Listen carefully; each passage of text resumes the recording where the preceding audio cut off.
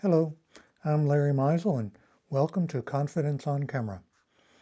In this video, I'm going to practice talking to the camera, developing a comfortable, conversational, confident tone, and I'm also going to be trying out the new DJI Mic Mini that I just got in the mail the other day from Amazon for $45. It's the bare bones, just one transmitter, one receiver, and some USB connections, no carry case, no fancy extras. But anyway, I'm going to respond to a conversation starter card, of which I have a deck here. And I'll see if I can make three relatively valid points about the topic and then upload it to YouTube, where you'll probably be taking a look at it because you're not here in my home studio. So the question is, what are some of the different types of anger you have witnessed just today? Well, let's see. I can't really respond to that one because I've been at home all day long and I haven't really been angry. So let's try something else. Oh, I have an episode of anger that happened to me recently that I might talk about. Let's see what the next question is. Make a list of ways that anger manifests in your life, both from you and those around you. What is causing it? For example, ask yourself, how would forgiveness change this? Okay. Well, I find that I am provoked to anger or things that evoke anger within me have to do with, first of all, it seems unnecessary. Like whatever's happening shouldn't have to be happening. And it seems unjust. Somebody, usually me, are on the receiving end of an injustice. Injustice. Somebody, usually me, is on the receiving end of an injustice that seems unnecessary and seems intentional. And I can't think of a way to respond to it to do something effective to make the situation satisfying, or what's the opposite of frustrating? Gratifying. And forgiveness. I have this definition of forgiveness that is from a book by Robert Enright called Forgiveness as a Choice. And he defines forgiveness in a very enlightening. He defines forgiveness in an enlightening way, something that you haven't really thought of before. Forgiveness is a choice to let go of anger and resentment that you have a perfect right to, and developing understanding and compassion for the person who's harming you, even if they don't deserve it. So it doesn't require that the person on the aggressive person, the person harming, it doesn't require that that person ask for forgiveness. It doesn't require that they make an apology. It's a choice that the person on the receiving end, it's a choice that I make to let go of my anger.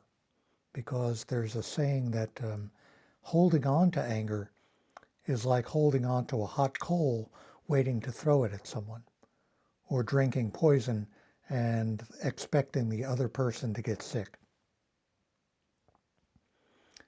A major obstacle to forgiveness is the feeling that forgiveness will interrupt a sense of justice. That if I stop getting angry, the person is going to get away with what they've done. Because we have a belief that when somebody does something wrong, they're supposed to have consequences.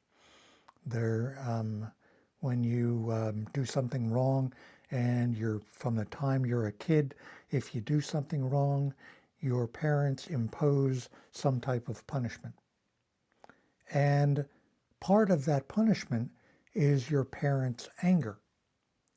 So it seems as though if I stop getting angry, I'm no longer giving the person what they deserve because of the bad thing that they've done.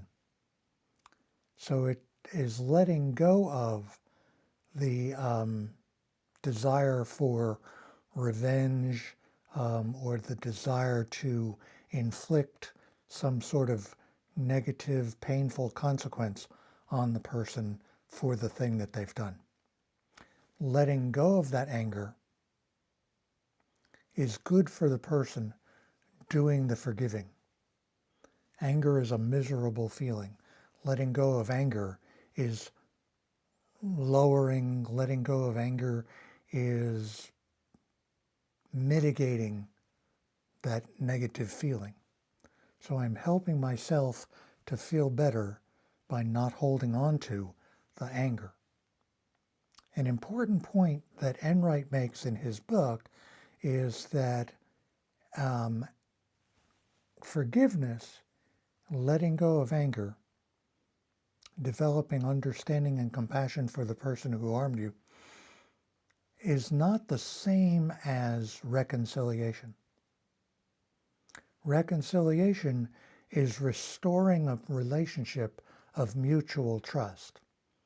And if the person who harmed you is still harmful, then forgiveness is okay, but